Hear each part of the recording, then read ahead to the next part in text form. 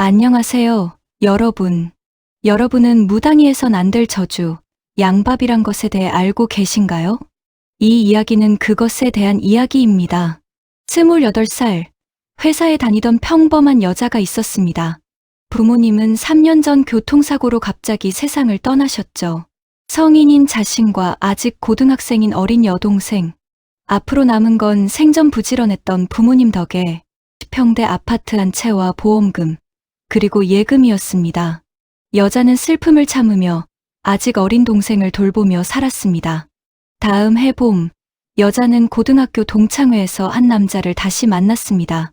31살, 같은 반이었지만 학창시절엔 별로 친하지 않았던 사이였습니다. 그런데 그날 이후 남자가 먼저 연락을 해왔습니다. 처음엔 가벼운 안부였습니다. 그러다 식사 약속으로 이어졌고 어느새 연인이 되었습니다. 남자는 부모님을 여인 여자에게 다정했습니다. 주말마다 찾아와 밥을 차려주고 아무 말 없이 곁에 앉아 있어 주었습니다.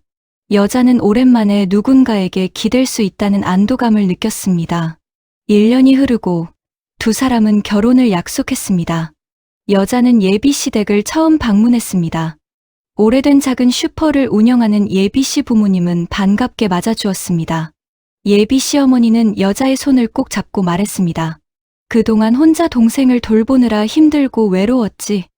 우리가 가족이 되어줄 테니 걱정 마렴. 여자는 눈시울이 뜨거워졌습니다. 오랜만에 느껴보는 따뜻함이었습니다. 결혼 준비는 순조로웠습니다. 청첩장을 인쇄하고 예식장을 예약했습니다. 예비 신랑은 여자의 집으로 짐을 조금씩 옮기기 시작했습니다. 여자는 부모님이 남긴 넓은 집에서 새 가정을 꾸릴 생각에 설렜습니다. 그런데 청첩장을 돌린 지 일주일쯤 지났을 때였습니다. 예비 시아버지가 전화를 걸어왔습니다. 저녁 식사를 함께 하자는 말에 여자는 흔쾌히 응했습니다. 식당에서 예비 시부모와 예비 신랑이 기다리고 있었습니다. 분위기가 평소와 달랐습니다. 식사 중에 예비 시아버지가 꺼낸 말은 황당했습니다. 신혼집을 공동명의로 바꾸자는 것이었습니다. 예비 신랑도 거들었습니다. 우리 결혼하면 한 식구잖아. 명의가 내 앞으로만 되어 있으면 내가 좀 그래서 말야. 여자는 어리둥절했습니다. 부모님이 남긴 유산이었기에 쓰지도 못하고 있던 아쉽고 아까운 것들입니다. 그건 좀 곤란하지. 부모님이 남겨주신 건데. 예비 시어머니가 끼어들었습니다. 어른들 말 들어야지. 남자 기 살려주는 게 여자의 도리 아니겠어?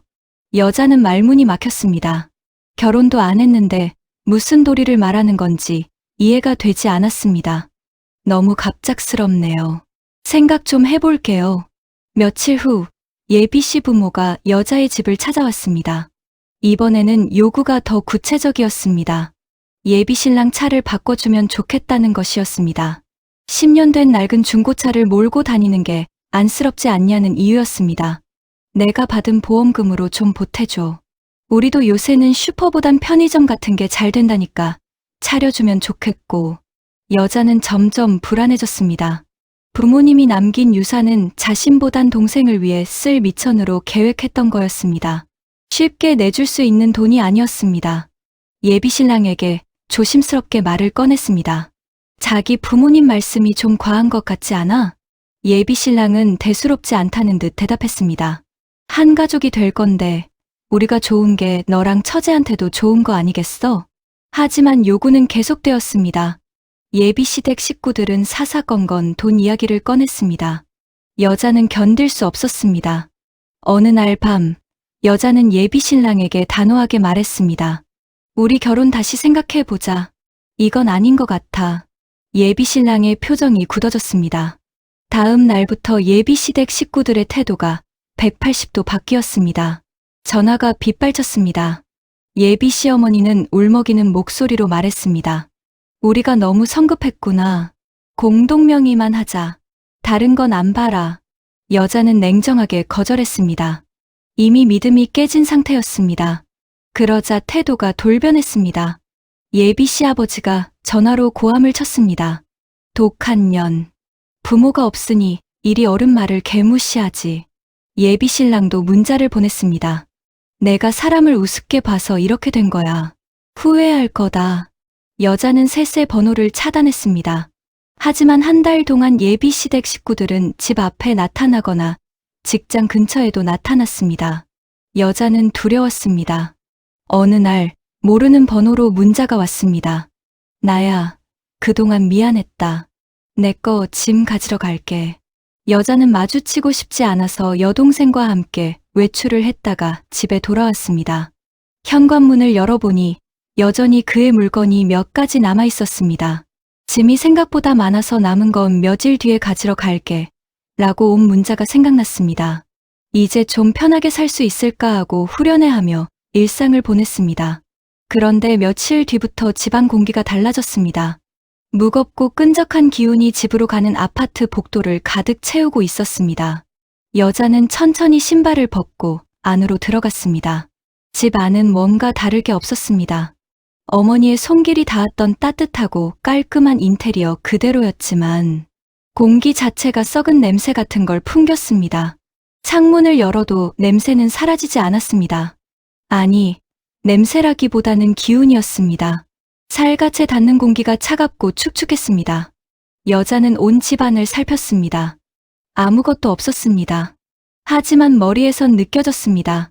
뭔가가 달라졌다는 것을. 그날 밤, 여자는 잠을 이룰 수 없었습니다. 침대에 누워있는데 천장에서 이상한 소리가 들렸습니다. 무언가 긁는 소리였습니다. 벌레인지 쥐인지 싶어 불을 켜고 찾아도 없었고 귀를 막았지만 소리는 더 크게 들렸습니다. 아니, 더 가까이 들렸습니다. 천장이 아니라 벽에서, 벽이 아니라 침대 밑에서. 여자는 이불을 뒤집었었습니다. 심장이 미친 듯이 뛰었습니다. 다음 날 밤도 마찬가지였습니다. 잠이 들려는 순간 귓가에서 속삭임이 들렸습니다. 무슨 말인지는 알아들을 수 없었습니다. 하지만 분명 누군가 자신의 귀에 대고 무언가를 속삭이고 있었습니다. 여자는 벌떡 일어나 불을 켰습니다. 아무도 없었습니다. 하지만 귀에서는 여전히 그 속삭임이 맴돌았습니다. 사흘째 되는 날, 악몽이 시작되었습니다. 꿈속에서 여자는 어둠 속을 걷고 있었습니다. 앞도 뒤도 보이지 않는 칠흑 같은 어둠이었습니다. 그런데 뒤에서 발소리가 들렸습니다. 누군가 자신을 따라오고 있었습니다. 여자는 뛰기 시작했습니다. 하지만 발소리는 점점 가까워졌습니다. 그리고 갑자기 뒤에서 차가운 손이 목을 감았습니다. 여자는 비명을 지르며 깨어났습니다. 온몸이 땀으로 흠뻑 젖어 있었습니다. 목에는 뭔가 조인 듯한 통증이 남아 있었습니다. 여자는 너무 힘들었지만 고3이 된 여동생에게 피해가 될까 숨기고 있었습니다. 괜찮은 척 웃어 보였습니다. 언니, 요새 혹시 일이 힘들어? 조금. 언니가 일을 너무 잘해서 그런지 이것저것 할 게 많네? 언니 걱정 말고 공부 열심히 해, 알았지? 일주일이 지나자 환영이 보이기 시작했습니다. 부엌에서 설거지를 하는데 싱크대에 비친 창문에 뭔가가 보였습니다. 여자는 천천히 고개를 들었습니다. 창문에 비친 자신의 뒤로 누군가 서 있었습니다. 긴 머리카락이 얼굴을 가린 여자의 형상이었습니다. 하얀 옷을 입고 있었습니다. 그리고 고개를 비스듬히 기울인 채 여자를 바라보고 있었습니다. 여자는 고개를 확 돌렸습니다. 아무도 없었습니다. 다시 창문을 봤습니다. 그 형상도 사라져 있었습니다. 하지만 이제 여자는 알았습니다. 자신이 미친 게 아니라는 것을. 집 안에 정말로 무언가가 있다는 것을. 보름이 지나자 일상생활이 무너지기 시작했습니다. 출근길에 계단을 내려가다 갑자기 힘이 빠져 주저앉았습니다. 회사에서 서류를 정리하다 의식을 잃을 뻔했습니다. 동료가 부축해 휴게실로 데려갔습니다. 요즘 얼굴이 너무 안 좋아. 병원 가봤어? 여자는 병원에 갔습니다. 혈액 검사, 엑스레이, CT까지 찍었습니다. 하지만 결과는 모두 정상이었습니다. 의사는 고개를 갸웃하며 말했습니다. 검사상으론 아무 이상이 없는데요. 스트레스 때문일 수도 있으니 푹 쉬어보세요. 하지만 여자는 알고 있었습니다. 이건 스트레스가 아니었습니다. 한 달이 지나자 몸무게가 10kg 빠졌습니다. 거울을 보니 눈이 푹 꺼지고 광대뼈가 튀어나와 있었습니다. 마치 몇 달간 알아누운 사람 같았습니다. 언니, 아무래도 언니 안 되겠어. 살이 이렇게 갑자기 많이 빠진 걸 보니까 이상해. 언니가 아무래도 요즘 잠을 잘 못 자서 그런가 봐. 여자는 파혼한 이후로 마음고생 중인 걸로 대충 둘러댔습니다. 직장에서 실수도 잦아졌습니다. 중요한 보고서에 엉뚱한 숫자를 입력하거나 거래처와의 약속 시간을 착각해 거래를 놓칠 뻔하기도 했습니다. 상사가 불렀습니다. 이렇게 계속 일하긴 힘들 것 같은데 몸도 안 좋은 것 같고. 여자는 입을 열 수 없었습니다. 꿈에서 귀신이 자신을 죽이려고 하고 그 귀신이 이제는 아무 때나 나와 자신을 괴롭힌다고 그런 말을 어떻게 하겠어요. 결국 사표를 냈습니다. 이제 집에 혼자 있는 시간이 더 많아졌습니다. 동생은 수능이 코앞이라 집에 오는 시간이 늦어졌습니다. 그리고 그것은 악몽의 시작이었습니다. 밤낮이 뒤바뀌었습니다. 밤에는 무서워서 잠을 잘 수 없었고 낮에는 탈진해서 잠이 들었습니다. 하지만 낮에 자는 잠도 편하지 않았습니다. 꿈속에서 계속 누군가 자신을 쫓아왔습니다. 어느 날 오후 거실 소파에서 잠이 들었던 여자는 이상한 감각에 눈을 떴습니다. 몸이 움직이지 않았습니다. 눈은 떠져 있는데 손가락 하나 움직일 수 없었습니다. 가위 눌림이었습니다. 하지만 평범한 가위 눌림이 아니었습니다. 천장에 뭔가가 붙어 있었습니다. 긴 머리카락이 바닥까지 늘어진 여자의 형상이었습니다. 천장에 거꾸로 붙어서 여자를 내려다보고 있었습니다. 그리고 천천히, 아주 천천히 내려오기 시작했습니다. 여자는 비명을 지르려 했지만 목에서 소리가 나오지 않았습니다. 그 형상은 점점 가까이 다가왔습니다. 이제 얼굴이 보일 정도로 가까워졌습니다. 하지만 얼굴이 없었습니다. 머리카락 사이로 아무것도 보이지 않았습니다. 텅 빈 어둠만 있었습니다. 그리고 그 어둠에서 목소리가 흘러나왔습니다. 죽어, 죽어, 죽어. 여자는 정신을 잃었습니다. 깨어났을 때는 밤이었습니다. 온몸이 얼음장처럼 차가웠고 손과 발에 감각이 없었습니다. 여자는 비틀거리며 일어나 욕실로 갔습니다. 세면대에 비친 자신의 얼굴은 시체 같았습니다. 그날 밤 여자는 결심했습니다. 더 이상 견딜 수 없었습니다. 이렇게 사느니 차라리 죽는 게 낫겠다 싶었습니다. 누군가가 안내하듯 이끌려간 손으로 욕실 서랍을 열었습니다. 오래전 불면증으로 처방받았던 수면제가 있었습니다.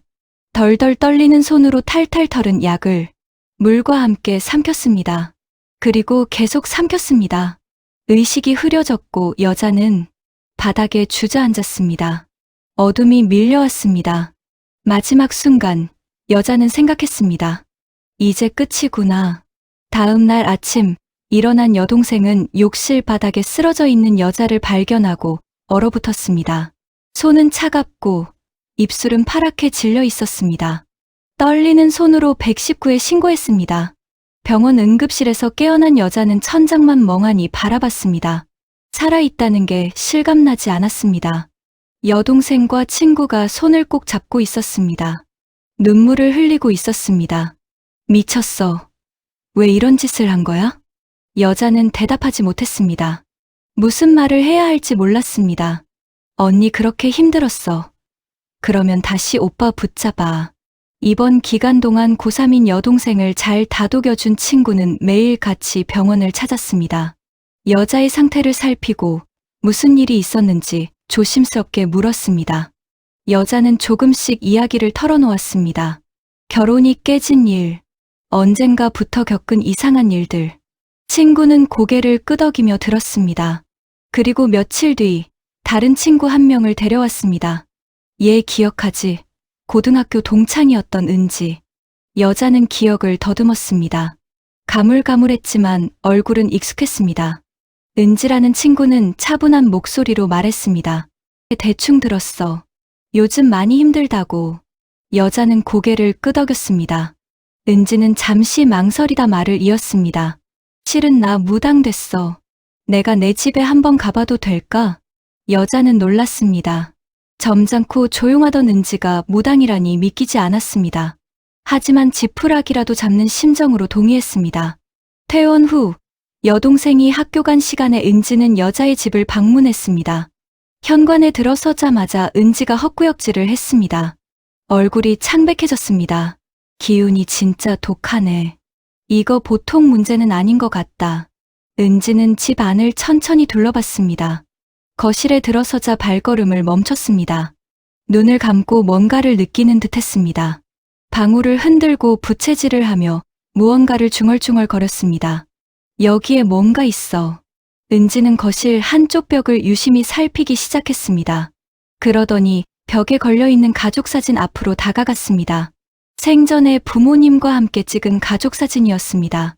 가족이 함께 찍은 사진은 이 사진이 유일해서 결혼하고도 꼭 놔뒀으면 좋겠다고 했던 소중한 사진. 은지는 액자를 조심스럽게 떼어냈습니다. 액자를 뒤집자 뒤에서 노란 종이 한 장이 보였습니다. 붉은 글씨로 알 수 없는 글자인지 그림인지가 적혀 있었습니다. 은지의 손이 떨렸습니다. 이거 내가 한 거 아니지. 보통 부적이 아니야. 사람을 죽이려고 쓴 저주 부적이야. 여자의 얼굴에서 피가 싹 가셨습니다. 은지는 부적을 손에 쥔 채 무언가를 알아낸 듯 다시 이곳저곳을 뒤지기 시작했습니다. 여자의 침대 프레임 뒤, 신발장 맨 위에 놓인 그 남자의 신발 안, 싱크대 아래 깊은 곳까지 부적이 있었습니다. 부적은 이게 다일 거야. 내가 손대지 않을 만한 곳들만 잘도 골라 붙여놨네. 여자는 피가 거꾸로 솟는 기분이었습니다. 특히나 절대 떼어내지 않을 가족사진, 그 소중한 사진에 저딴 걸 붙여놨다는 게. 은지는 갑자기 홀린 듯이 주방 옆에 딸린 작은 다용도실로 가더니 손을 가리켰습니다. 저거 언제부터 있던 거야? 여자의 시선이 손을 따라 다용도실 한쪽 구석으로 향했습니다. 검은색 공구 상자였습니다. 그 남자가 집에 고칠 게 있을 때 쓰자며 갖고 온. 그리고 잊고 지낸. 저기서 엄청난 악취가 나. 은지가 연신 구열질을 해댔습니다. 여자는 떨리는 손으로 공구 상자를 열었습니다. 평범하게 렌치와 못, 나사 등이 보였습니다. 제일 안쪽 구석진데 봐봐. 여자는 손을 뻗었습니다. 구석 깊숙한 곳에 뭔가 만져졌습니다. 꺼내보니 빨간 물감 같은 게 묻은 하얀 천으로 무언가를 싸놓은 거였습니다. 은지가 받아서 천을 풀었습니다. 그 순간 여자는 비명을 질렀습니다. 지푸라기로 만든 인형이었습니다. 인간의 형상을 본뜬 조잡한 인형이었습니다. 하지만 끔찍했습니다. 인형에는 긴 머리카락이 엉켜 있었습니다. 언제 어디서 모았는지 모를 머리카락이 인형을 휘감고 있었습니다. 그리고 인형의 온몸에는 녹슨 못이 박혀 있었습니다. 머리에 3개, 가슴에 5개, 배에 4개, 팔다리에 각각 2개씩. 인형의 가슴 부분에는 작은 종이가 붙어 있었습니다. 여자의 이름과 생년월일이 적혀 있었습니다. 이건 양밥이야. 은지의 목소리가 떨렸습니다. 사람을 서서히 죽이려고 만든 저주 인형이야. 못을 박은 자리마다 고통을 주고 머리카락으로 묶어서 벗어나지 못하게 하고 이름을 붙여서 대상을 특정하는 거지. 이건 정말 악독한 저주야. 여자는 주저앉았습니다. 온몸이 떨렸습니다. 나한테 이런 짓을. 은지는 인형을 다시 천으로 감쌌습니다. 이따 저녁에 연락하면 여기로 와. 은지는 주소와 번호가 적힌 명함을 주고 황급히 떠났습니다. 저녁, 연락을 받은 여자는 정신을 차릴 새도 없이 은지의 신당으로 향했습니다. 이 정도면 너랑 동생 없을 때 공들여서 한 거 같은데 몇 시간 비운 날 있어? 은지의 물음에 머리에 번뜩이며 떠오른 날이 있었습니다.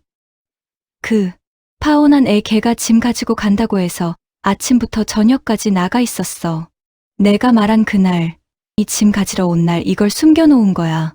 그 사람들이 무당을 고용해서 저주를 의뢰한 거지. 여자의 입술이 파르르 떨렸습니다. 왜 나를? 결혼한 것도 아니고 뭐 때문에? 은지는 차가운 목소리로 대답했습니다. 자기 짐을 몇 개 두고 갔으니까 사실혼 관계라도 주장해 볼 생각이었을지도. 내 동생은 아직 어리고. 여자는 울음을 터뜨렸습니다. 한때는 사랑했던 사람인데 어떻게 이럴 수가 있어? 은지는 여자의 어깨를 토닥였습니다. 사람은 욕심 앞에서 약해. 특히 돈이 걸리면 아무렇지 않게 변하지. 여자는 흐느끼며 말했습니다. 부모님 돌아가셨을 때 얼마나 잘해줬는데 내가 바보같이 유산 받았다고 얘기했어. 그때부터 다 계획한 거겠지. 은지는 침착하게 말했습니다. 맘 단단히 먹어. 정신 차려. 여자가 울먹이며 물었습니다. 이제 어떻게 해야 돼? 나 정말 죽는 거야? 은지는 가방에서 인형과 부적을 꺼내며 단호하게 대답했습니다. 이미 내 몸은 많이 상했어. 하지만 아직 살아있잖아. 여자가 물었습니다. 저주를 푸는 게 가능해? 은지는 고개를 끄덕였습니다. 저주는 무당이 살을 날린다고 하지. 이건 푸는 게 아니라 다시 돌려보내는 거야. 여자는 은지를 바라봤습니다. 은지의 눈빛이 차갑게 변해 있었습니다. 사람을 해칠 목적으로 저주를 내리면 반드시 벌을 받게 되어 있어. 그게 무속의 법칙이야. 여자는 숨을 죽였습니다. 그럼. 은지는 인형을 들어 올리며 말했습니다. 내가 알아서 처리할게. 이 저주를 그대로 돌려보낼 거야. 그쪽 무당한테, 그리고 의뢰한 사람들한테. 여자는 복잡한 표정을 지었습니다. 두려움과 안도, 그리고 묘한 죄책감이 뒤섞여 있었습니다. 그 사람들이 어떻게 되는 건데? 은지는 단호하게 대답했습니다. 그건 내가 결정하는 게 아니야.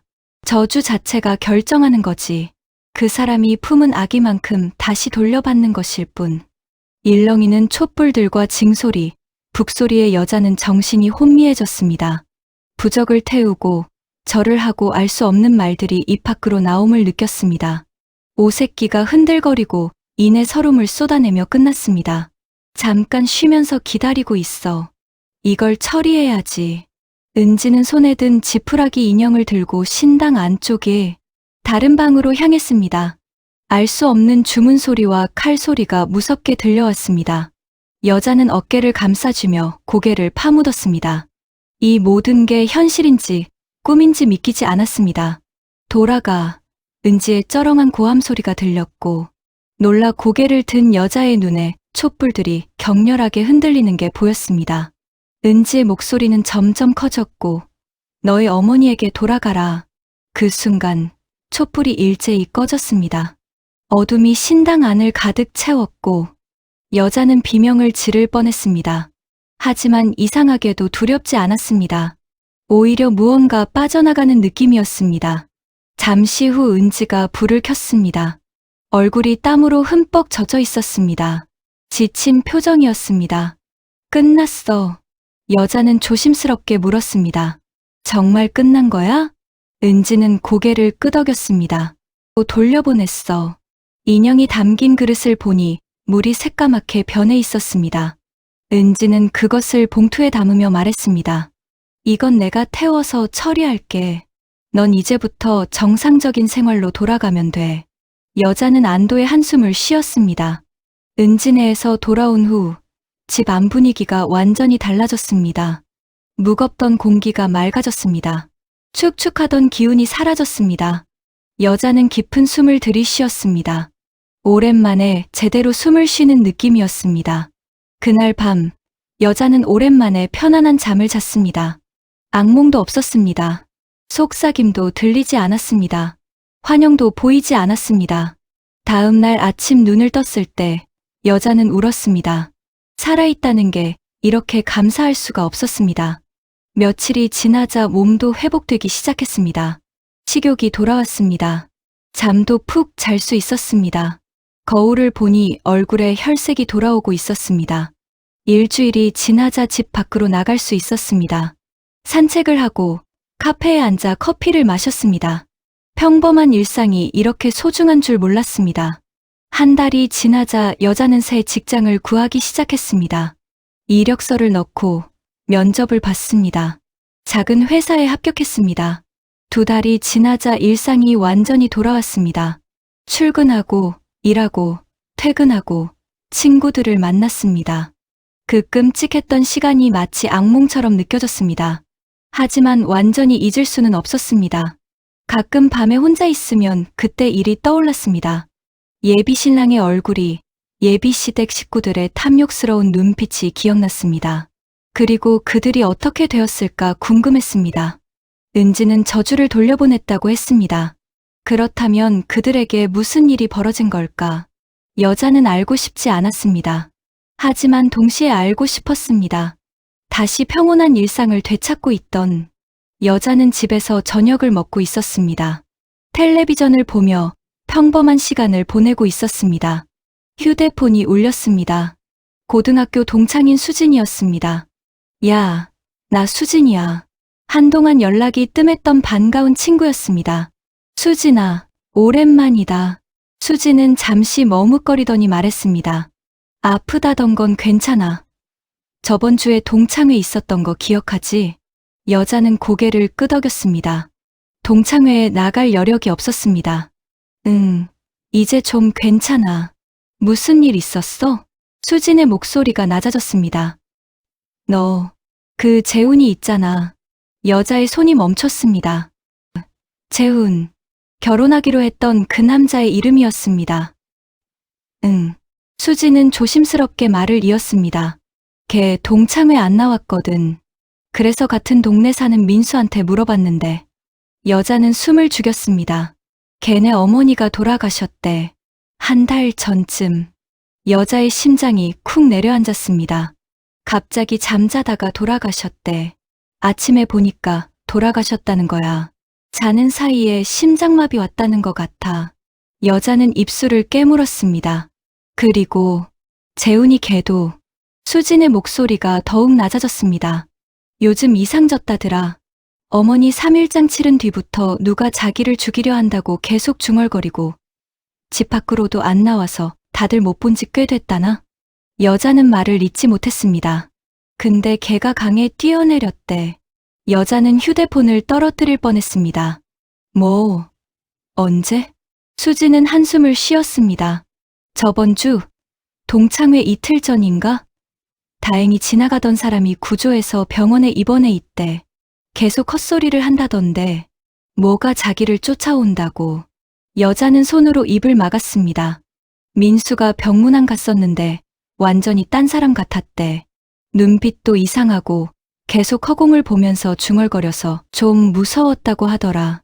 수지는 잠시 침묵하다 조심스럽게 물었습니다. 너, 걔랑 결혼 깨지고 힘들어해서 이 소식 들으면 더 힘들까봐 말 안 할까 했는데 그래도 애들이 알려주는 게 낫겠다 그래서. 여자는 떨리는 목소리로 대답했습니다. 고마워. 알려줘서. 전화를 끊은 후 여자는 한동안 멍하니 앉아 있었습니다. 예비 시어머니가 죽었습니다. 예비 신랑은 정신이 이상해져서 강에 뛰어내렸습니다. 이게 저주 때문일까요? 여자는 은지에게 전화를 걸었습니다. 벨이 몇 번 울리다 은지가 받았습니다. 응, 나야. 여자는 떨리는 목소리로 물었습니다. 걔네 어머니 돌아가신 거 알아? 은지는 잠시 침묵하다 대답했습니다. 응, 들었어. 여자는 숨을 깊이 들이쉬었습니다. 그리고 걔가 강에 뛰어내렸다는 것도? 은지의 목소리가 낮아졌습니다. 그것도 들었어. 여자는 눈물이 핑 돌았습니다. 이게 다 저주 때문이야.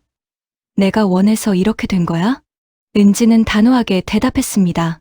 내가 원한 게 아니야. 그 사람들이 먼저 너한테 저주를 걸었고 너를 죽이려고 했어. 저주가 돌아간 것뿐이야. 여자는 손으로 얼굴을 감쌌습니다. 하지만 은지가 말을 끊었습니다.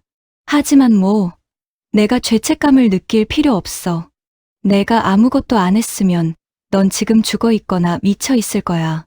그 사람들이 원한 게 그거였어. 그래도 한때는 가까웠던 사이니까 좀 그러네. 은지는 차갑게 대답했습니다. 그 사람들이 널 아꼈으면 저주 같은 거 안 걸었어. 참 근데 동생은 그런 일 없었다고 했지. 그것도 이상하네. 같은 집에 살고 있는데. 여자는 말을 잇지 못했습니다. 은지의 목소리가 조금 부드러워졌습니다. 너무 착한 것도 오히려 독이 되는 거 알지? 넌 살아남은 거야. 그걸로 충분해. 전화를 끊은 후 여자는 한참을 생각에 잠겼습니다. 다음 날 여자는 오랜만에 동생과 카페에서 만났습니다. 공부를 잘하던 동생은 원하던 대학에 붙었고 언니에게 부담 주기 싫다며 기숙사로 들어갔습니다. 그동안 못했던 이야기들을 조심스럽게 꺼냈습니다. 얘기를 다 듣던 동생은 얼굴이 어두워지더니 여자의 손을 꼭 잡고 입을 뗐습니다. 언니, 사실은 나도 언니한테 말 못한 게 있어. 그리고 들은 이야기는 더 충격적이었습니다.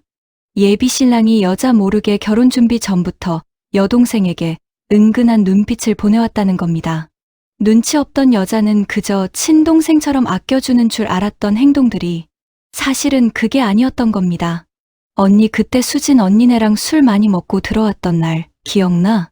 여자는 기억을 더듬었습니다. 청첩장을 돌린다고 친구들과 만났던 날이었습니다. 고개를 끄덕이자 동생은 말을 이어나갔습니다. 나는 언니 벗어놓은 옷까지 정리하고 있었거든.